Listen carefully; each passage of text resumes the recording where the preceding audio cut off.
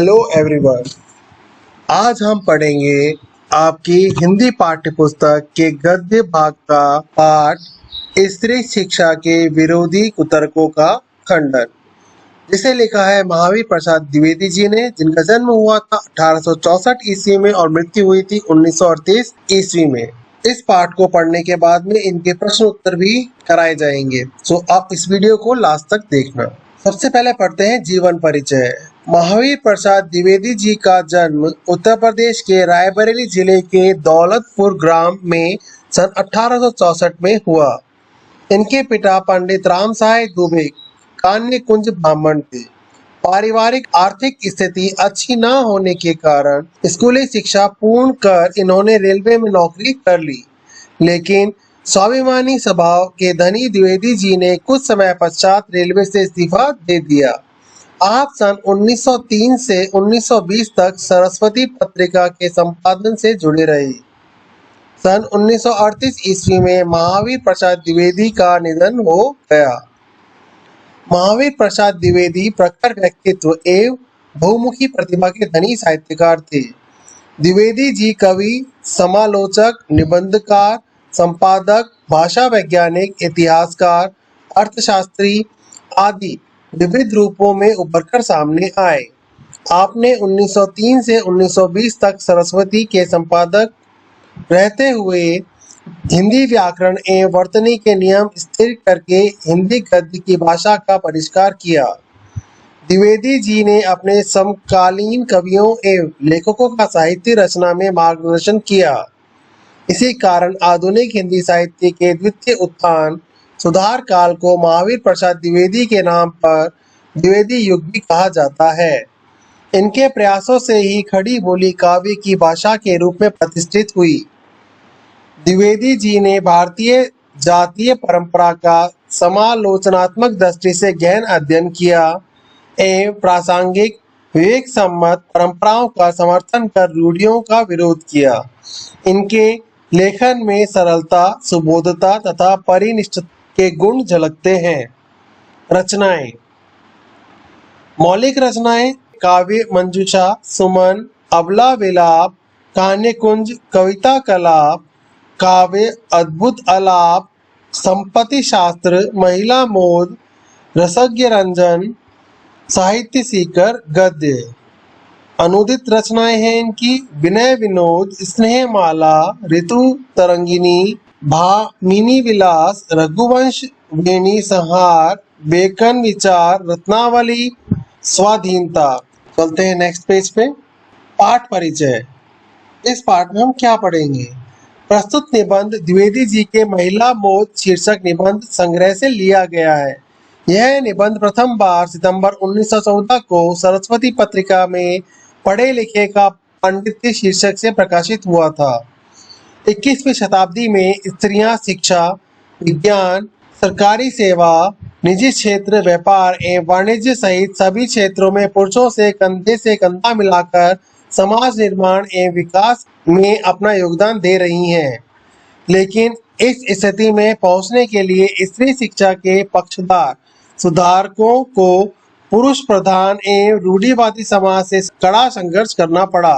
प्रस्तुत निबंध स्त्री शिक्षा को समाज एवं परिवार के विघटन एवं पतन के लिए जिम्मेदार ठहराने वाली दरियानूसी सोच को अकाट्य तर्कों द्वारा सिरे से खारिज करता है।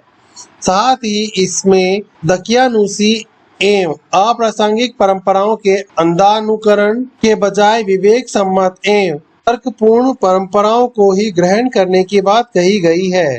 इसकी भाषा शैली हिंदी के द्विवेदी युगीन गद्य की एक वनागी प्रस्तुत करती है।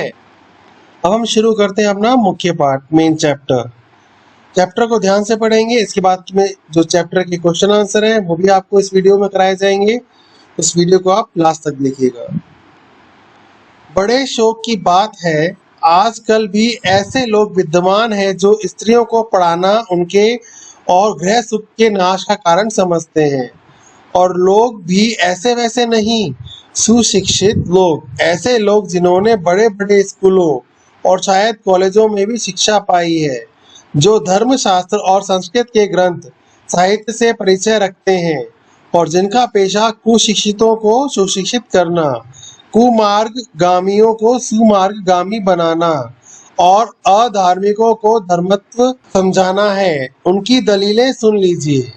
इस पैराग्राफ में आपको बताया गया है, लेखक ने जब ये निबंध लिखा था तो आज से 100 साल पुराना निबंध है। ये 1914 में इसको प्रकाशित किया गया था। उस समय में भी पढ़े लिखे लोग स्त्रियों को पढ़ाना लिखाना नहीं चाहते थे और आज भी हमारे समाज में यही स्थिति है।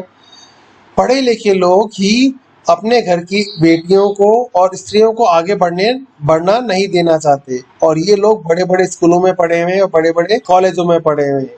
इतना पढ़ने के बाद में तो इनको लोगों को शिक्षित करना चाहिए, लेकिन ये लोग स्त्रियों को शिक्षित नहीं करते हैं। उसके लिए इन्होंने कुछ कुतर्क दिए हैं।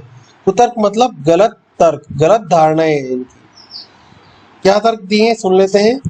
पहला पॉइंट, पुराने संस्कृत कवियों के नाटकों में कुलीन स्त्रियों से अपढ़ों की भाषा में बात कराई गई है।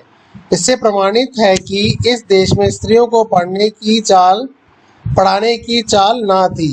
होती तो इतिहास पुराण आदि में उनको पढ़ाने की नियमबद्ध प्रणाली जरूर लिखी होती। सेकंड पॉइंट, स्त्रियों को पढ़ाने से अनर्थ होता है। शकुंतला इतना कम पढ़ी थी कि ग्वारों की भाषा से मुश्किल से एक छोटा सा श्लोक वह लिख सकती थी। इस पर भी उसकी इस इतनी कम शिक्षा ने भी अनर्थ कर डाला। शकुंतला ने जो कटु वाक्य दुष्यंत को कहे वह इस पढ़ाई का ही दुष्परिणाम था। तीसरी दलील, जिस भाषा में शकुंतला ने श्लोक रचा था वह अनपढ़ों की भाषा थी। अतः नागरिकों की भाषा की बात तो दूर रही, अनपढ़ गवारों की भी भाषा पढ़ाना स्त्रियों को बर्बाद करना है। इन 3 दलीलों में कहा गया है कि पहले के समय में संस्कृत से पुरुष लोग पढ़ते थे, स्त्रियों को संस्कृत पढ़ने की अनुमति नहीं थी। ऐसा कहीं पर भी पुराणों में नहीं लिखा है कि स्त्रियां संस्कृत पढ़ती थी। दूसरे तर्क में कहा गया है कि शकुंतला को बहुत कम पढ़ना लिखना आता था, फिर भी उसने दुष्यंत को कटु वाक्य कहे। कम पढ़ के भी उसने अनर्थ कर डाला। अगर ज्यादा पढ़ लेती तो और भी अनर्थ कर सकती थी। तीसरे दलील में कहा गया है कि शकुंतला ने जो भाषा का प्रयोग किया है वह अनपढ़ों की भाषा है। अगर वो अनपढ़ों की भाषा में भी ये सब कर सकती है तो अगर वह पढ़ लेती तो और कितना बर्बाद कर सकती थी। अब चलते हैं नेक्स्ट पेज पे। इस तरह की दलीलों का सबसे अधिक प्रभावशाली उत्तर उपेक्षा ही है।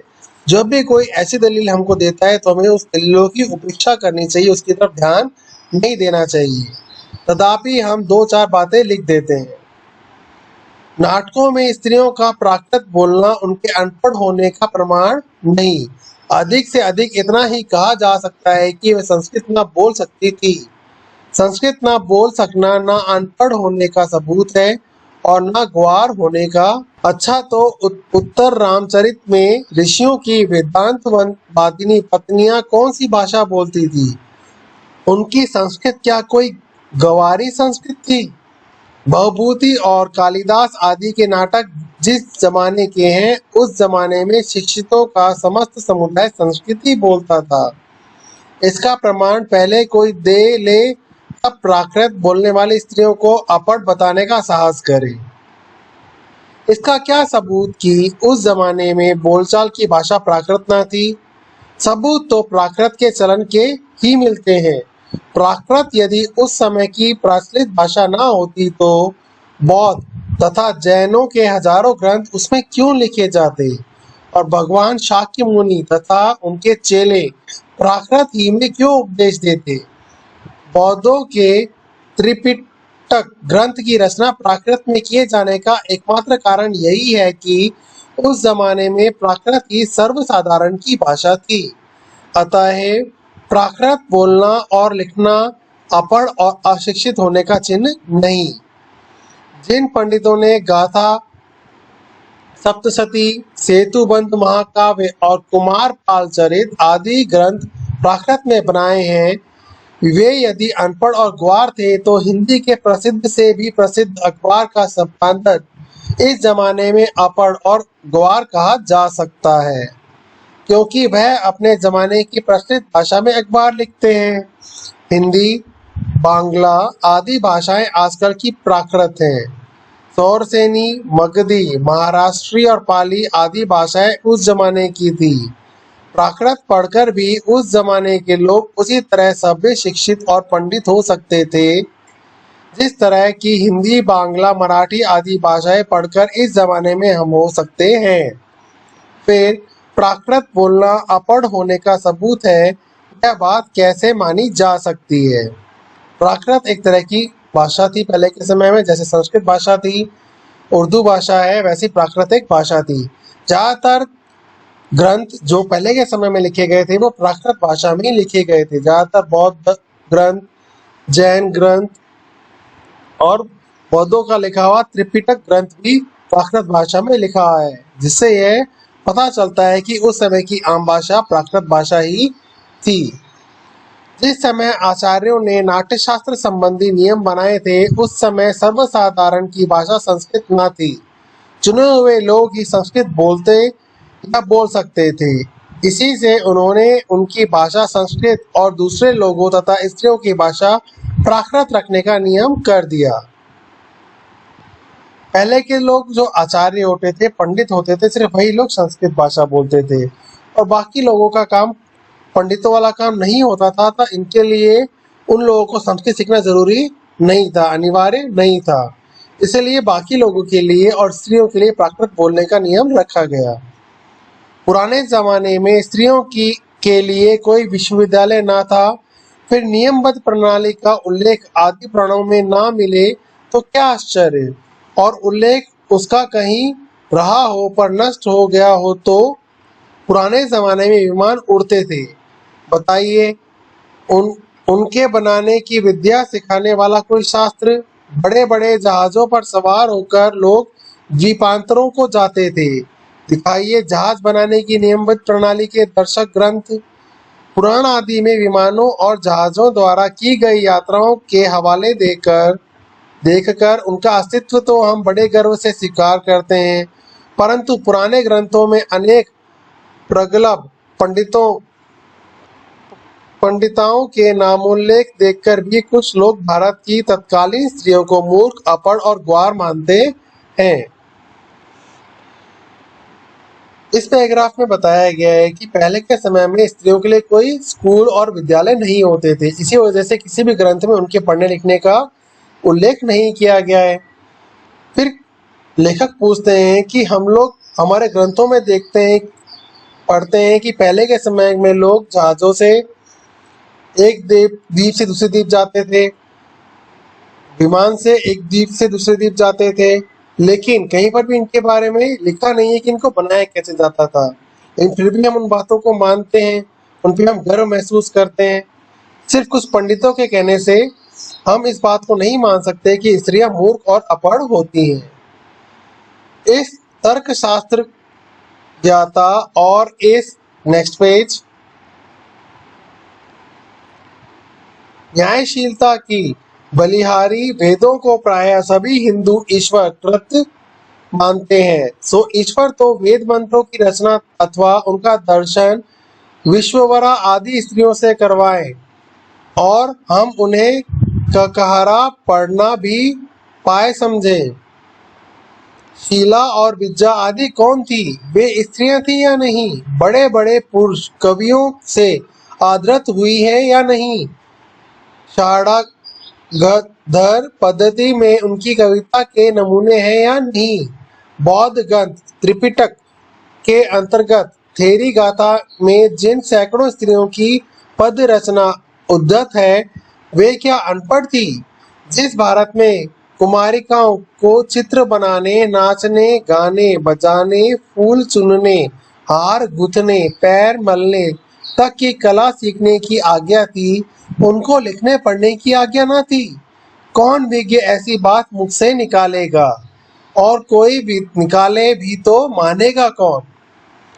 अत्रि की पत्नी धर्म का व्याख्यान देते समय घंटों पांडित्य प्रकट करे, गार्गी बड़े बड़े ब्रह्मवादियों को हरा दे, मंडन मिश्र की सहधर्मचारिणी शंकराचार्य के छक्के छुड़ा दे। गजब! इससे अधिक भयंकर बात और क्या हो सकती? यह सब पापी पढ़ने का अपराध है। ना वे पढ़ती, ना वे पूजनीय पुरुषों का मुकाबला करती। यह सारा दुराचार स्त्रियों को पढ़ाने ही का कुफल है। समझे? स्त्रियों के लिए पढ़ना कालकूट और पुरुषों के लिए प्यूछ का घूट। ऐसे ही दलीलों और दृष्टांतों के आधार पर कुछ लोग स्त्रियों को अपढ़ रखकर भारतवर्ष का गौरव बढ़ाना चाहते हैं। मान लीजिए कि पुरुष, इस पैराग्राफ में बताया गया है कि कैसे गार्गी बड़े बड़े विद्वानों से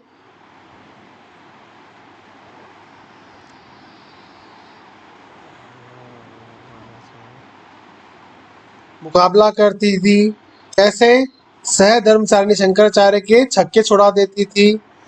इनमें बताया गया है कि उस समय की स्त्रियां अगर पढ़ी लिखी थी तभी तो वो पुरुषों का मुकाबला कर सकती थी। अगर वो पढ़ी लिखी नहीं होती तो पुरुषों का मुकाबला कैसे करती। सिर्फ कुछ लोग अपनी बात को सही बताने के लिए स्त्रियों को अपढ़ बताते हैं और उनको आगे बढ़ने नहीं देते हैं। मान लीजिए कि पुराने जमाने में भारत की एक भी स्त्री पढ़ी लिखी ना थी। ना सही, उस समय स्त्रियों को पढ़ाने की जरूरत ना समझी गई होगी, पर अब तो है, अतएव पढ़ाना चाहिए। हमने सैकड़ों पुराने नियमों, आदेशों और प्रणालियों को तोड़ दिया है या नहीं? तो चलिए स्त्रियों को अपढ़ रखने की इस पुरानी चाल को भी तोड़ दें। हमारी प्रार्थना तो यह है कि स्त्री शिक्षा के विपक्षियों को क्षण भर के लिए भी इस कल्पना को अपने मन में स्थान न देना चाहिए कि पुराने जमाने में यहाँ की सारी स्त्रियां अपढ़ थी अथवा उन्हें पढ़ने की आज्ञा ना थी। जो लोग पुराणों में पढ़ी लिखी स्त्रियों के हवाले मांगते हैं, उन्हें श्रीमद् भागवत दशम स्कंदन के उत्तरार्ध का 53वां अध्याय पढ़ना चाहिए। उसमें रुक्मणी हरण की कथा है। रुक्मणी ने जो एक लंबा चौड़ा पत्र एकांत में लिखकर एक ब्राह्मण के हाथ श्री कृष्ण को भेजा था, वह तो प्राकृत में न था। उसके प्राकृत में होने का उल्लेख भागवत में तो नहीं। उसमें रुक्मणी ने जो पांडित्य दिखाया है वह उसके अपढ़ और अल्पज्ञ होने अथवा गवारपन का सूचक नहीं। पुराने ढंग के पक्के सनातन धर्मावलंबियों की दृष्टि में तो नाटकों की अपेक्षा भागवत का महत्व बहुत ही अधिक होना चाहिए। इस दशा में यदि उनमें से कोई यह कहे कि सभी प्राककालीन स्त्रियां अपढ़ होती थी, तो उसकी बात पर विश्वास करने की जरूरत नहीं। भागवत की बात यदि पुराणकार या कवि की कल्पना मानी जाए तो नाटकों की बात उससे भी गई बीती समझी जानी चाहिए। इस पैराग्राफ में आपको बताया गया है कि जो लोग ये कहते हैं कि पुराने समय में स्त्रियां पढ़ी लिखी नहीं थी, उनको श्रीमद् भगवत गीता का दशम स्कंदन का के उत्तरार्ध का स्टार्टिंग का 53वां अध्याय पढ़ना चाहिए। उसमें रुक्मणी हरण की कथा दी गई है। उसमें रुक्मणी द्वारा एक पत्र लिखा गया है जो उन्होंने एक ब्राह्मण के हाथों श्री कृष्ण को भेजा था। वो पत्र संस्कृत भाषा में लिखा हुआ था, जिससे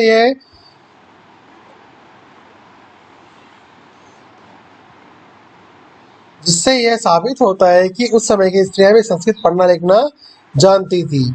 और अगर इसके बाद में भी अगर पंडित लोग या पढ़े लिखे लोग, जो भी ऐसे इंसान हैं जो ये कहते हैं कि स्त्रियां पढ़ी लिखी नहीं थी, तो श्रीमद् भगवत कथा से बड़ा ग्रंथ कोई भी हिंदू धर्म में नहीं है, तो उनकी बातों पर विश्वास नहीं किया जाना चाहिए। स्त्रियों का किया हुआ अनर्थ यदि पढ़ाने ही का परिणाम है, तो पुरुषों का किया हुआ अनर्थ भी उनकी विद्या और शिक्षा ही का परिणाम समझना चाहिए। बम के गोले फेंकना, नेक्स्ट पेज, नर हत्या करना, डाके डालना, चोरियां करना, घूस लेना, वे सब यदि पढ़ने लिखने का ही परिणाम हो तो सारे कॉलेज, स्कूल और पाठशालाएं बंद हो जानी चाहिए। परंतु विक्षिप्तों, बात व्यथितों और ग्रहग्रस्तों के सिवा ऐसी दलीलें पेश करने वाले बहुत ही कम मिलेंगे। शकुंतला ने दुष्यंत को कटु वाक्य कहकर कौन सी अस्वाभाविकता दिखाई? क्या वह यह मुकर गए?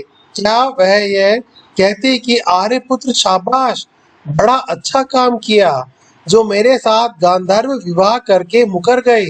नीति, न्याय, सदाचार और धर्म की आप प्रत्यक्ष मूर्ति हैं। पत्नी पर घोर से घोर अत्याचार करके जो उससे ऐसी आशा रखते हैं, वे मनुष्य स्वभाव का किंचित भी ज्ञान नहीं रखते। सीता से अधिक साध्वी स्त्री नहीं सुनी गई। कि जिस कवि ने शकुंतला नाटक में अपमानित हुई शकुंतला से दुष्यंत के विषय में दुर्वाक्य कहाया है, उसी ने परितक्य होने पर सीता से रामचंद्र के विषय में क्या कहा गया है, सुनिए। लेखक कहते हैं कि जिस तरह स्त्रियों को दोषी ठहराया जाता है कुछ भी गलत होते ही कि वो पढ़ी लिखी हैं इसलिए उन्होंने गलत काम किया, तो पुरुष भी बहुत सारे गलत काम करते हैं, बम फेंकते हैं, नर हत्या करते हैं, इंसानों की हत्या करते हैं, डाके डालते हैं, चोरियां करते हैं, घूस लेते हैं, तो ये सारे काम भी तो पुरुष करते हैं। तो इसलिए अगर इस पुरुषों के पढ़ने से गलत काम होते हैं तो हमें सारे स्कूल कॉलेज पाठशालाएं बंद कर देनी चाहिए। शकुंतला ने दुष्यंत से क्या गलत कहा? कुछ भी गलत नहीं कहा। क्या वो उनको यह कहती, शाबाश, आपने मेरे साथ विवाह किया और अब मुकर गए, आप तो बहुत न्यायप्रिय हैं, फिर आपने मेरे साथ में ऐसा क्यों किया? इस कहानी में क्या था, दुष्यंत ने शकुंतला से गंधर्व विवाह किया था। वो जंगल में जब गए थे तो उन्होंने शकुंतला से विवाह किया और उन्होंने वचन दिया कि मैं जल्दी ही तुम्हें लेने आऊंगा और तुमसे विवाह करके तुम्हें राजमहल ले जाऊंगा। लेकिन जब वह वापस लौट रहे थे अपने राजमहल की तरफ तो रास्ते में एक ऋषि ने उन्हें अभिशाप दिया कि उन्होंने अभी तक जो कुछ भी उनके जीवन में हुआ है वो सब कुछ भूल जाएं, जिसकी वजह से वो शकुंतला के साथ किए गए विवाह को भूल गए। शकुंतला ने उनका बहुत इंतजार किया लेकिन वो नहीं आए। तब वह खुद राजमहल गई और दुष्यंत को बोला कि आपने मुझसे विवाह किया था जंगल में आकर के, तो आपको मुझे राजमहल में रखना पड़ेगा। लेकिन दुष्यंत ने उनको मानने से इनकार कर दिया। इस बात पे गुस्सा होकर शकुंतला ने उनसे कटु वाक्य, बुरे शब्द कहे। हिंदू धर्म में सीता से बड़ी साध्वी कोई स्त्री नहीं मानी गई है।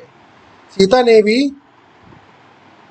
रामचंद्र के विषय में क्या कहा है, उन्होंने संस्कृत में कहा था, इसको हम पढ़ते हैं, उसका हिंदी अनुवाद। लक्ष्मण, जरा उस राजा से कह देना कि मैंने तो तुम्हारी आंख के सामने ही आग में कूदकर अपनी विशुद्धता साबित कर दी थी। इस पर भी लोगों के मुख से निकला मिथ्यावाद सुनकर ही तुमने मुझे छोड़ दिया। क्या यह बात तुम्हारे कुल के अनुरूप है, अथवा क्या यह तुम्हारी विद्वता और या महत्ता को शोभा देने वाली है? सीता का यह संदेश कटु नहीं तो क्या मीठा है? राजा मात्र कहकर उनके पास अपना संदेशा भेजा। यह उक्ति न किसी ग्वार स्त्री की किंतु महाब्रह्म ज्ञानी राजा जनक की लड़की और मंदवादी महर्षियों के धर्मशास्त्रों का ज्ञान रखने वाली रानी को।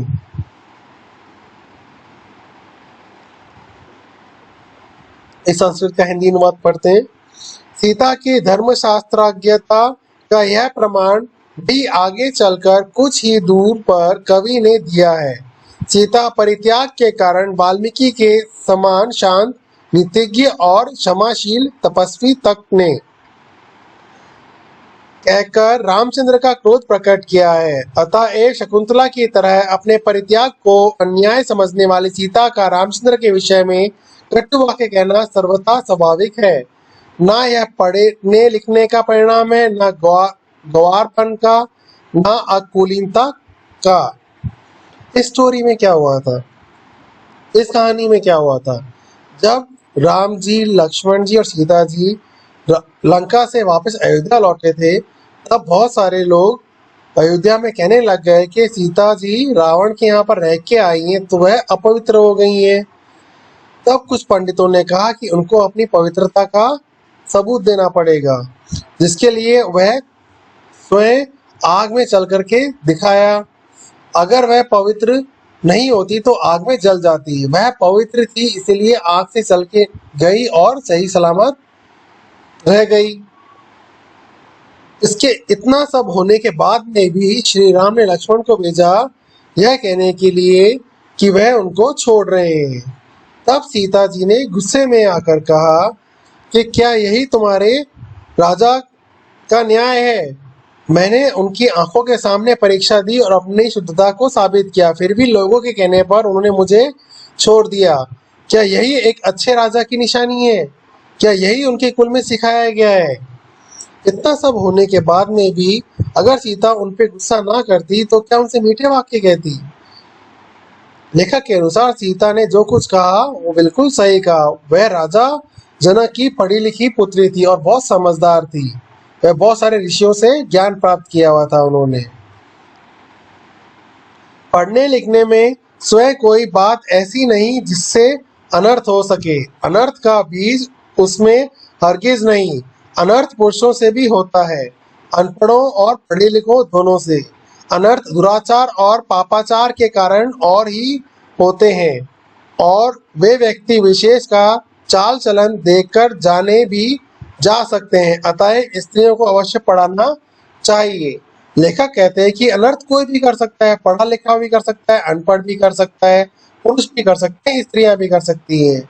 इसीलिए सिर्फ यह उतर्क देकर कि स्त्रियों के पढ़ने से घर खराब होता है और वे लोगों को खराब कर देते हैं, ऐसा नहीं करना चाहिए। स्त्रियों को अवश्य पढ़ाना चाहिए। नेक्स्ट पेज पे चलते हैं।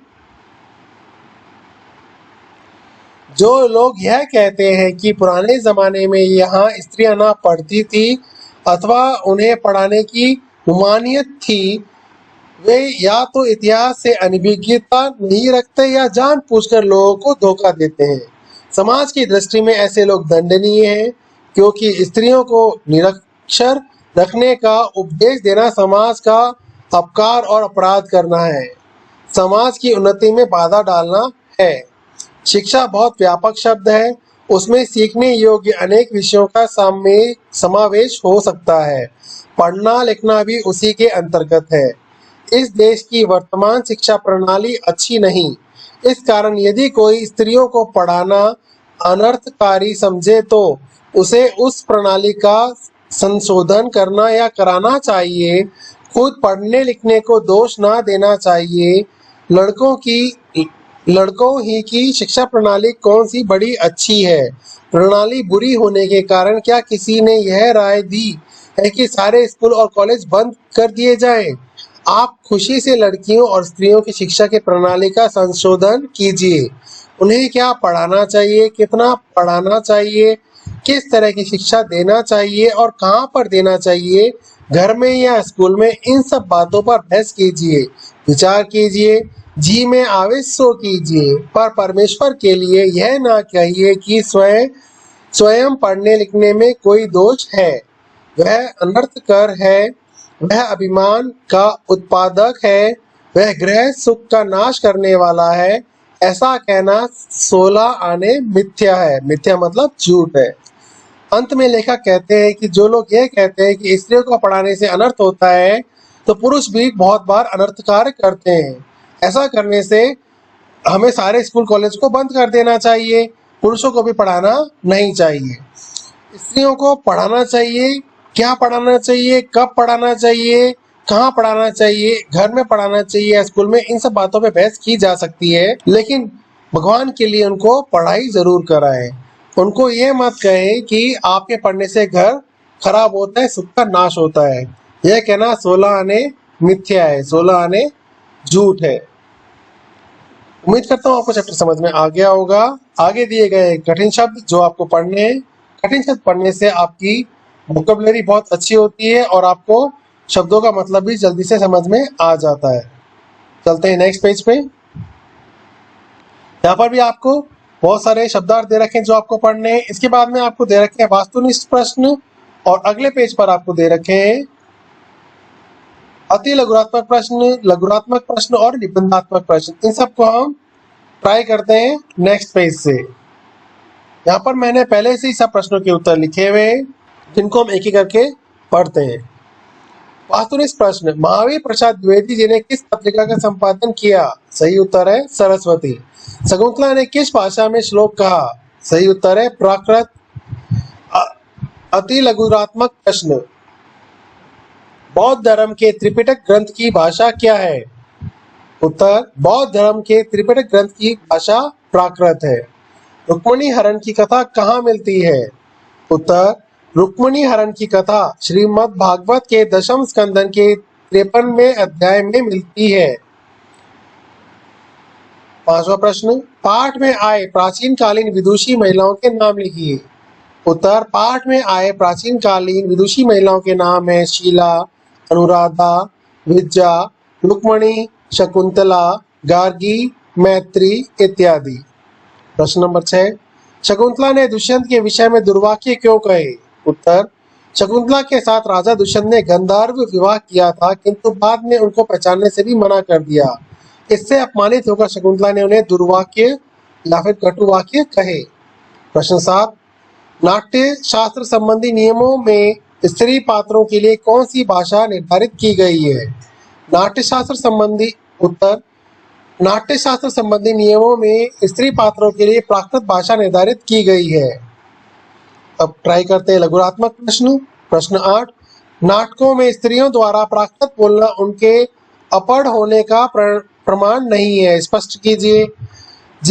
उत्तर, जिस समय आचार्यों ने नाट्य शास्त्र के नियम बनाए थे उस समय सभी लोग संस्कृत का प्रयोग नहीं करते थे, अधिकांश लोग प्राकृत बोलते थे, अतः उन्होंने स्त्रियों के संवाद संस्कृत में नहीं रखने का नियम बनवाया।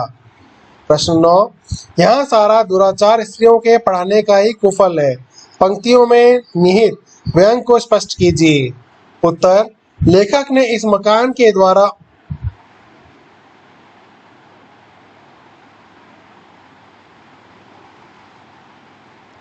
लेखक ने इस वाक्य के द्वारा मकान गलत प्रिंट हो गया है। लेखक ने इस वाक्य के द्वारा उन अहंकारी पुरुषों पर व्यंग किया है जो स्त्री शिक्षा के विरोधी हैं। यदि कोई सुशिक्षित स्त्री अपने सुसंगत तर्कों से किसी पुरुषों को हरा देती है तो वे इसे स्त्री शिक्षा का दुराचार मानते हैं। ऐसे अहंकारी पुरुष स्वयं तो बुद्धिहीन होते हैं तथा अपनी स्त्रियों को दोष देते हैं। Next page.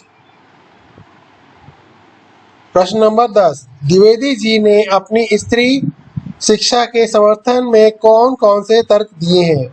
उत्तर, द्विवेदी जी ने स्त्री शिक्षा के समर्थन में यह तर्क दिए हैं। फर्स्ट पॉइंट, संस्कृत के नाटकों में स्त्रियों का प्राकृत बोलना उनके अनपढ़ होने का प्रमाण नहीं है। सेकंड पॉइंट, प्राचीन काल में स्त्री शिक्षित थी, गार्गी, शकुंतला आदि इसके प्रमाण है। पॉइंट थर्ड, प्राचीन काल में स्त्रियों ने वेद मंत्रों की रचनाएं की थी। पॉइंट फोर्थ, वर्तमान में कुछ अहंकारी लोग संस्कृत शिक्षा स्त्री शिक्षा का विरोध गलत दृष्टि से कर रहे हैं। नेक्स्ट पार्ट निबंधात्मक प्रश्न और उसके बाद में सप्रसंग व्याख्या है, ये आपको अपने आप करने हैं। आप वीडियो को पॉज करके इसको लिख भी सकते हैं ताकि आपको लिखने में दिक्कत नहीं आए। इस पेज के अलावा आपके लिए एक नेक्स्ट पेज और है जहां पर आपको अगेन व्याकरण व्याख्या दी हुई है जो आपको देख करके कॉपी में उतारनी है। मैं उम्मीद करता हूं आपको चैप्टर समझ में आ गया होगा। अभी के लिए इतना ही, मिलूंगा आपसे अगली क्लास में, तब तक के लिए take care, have a nice day.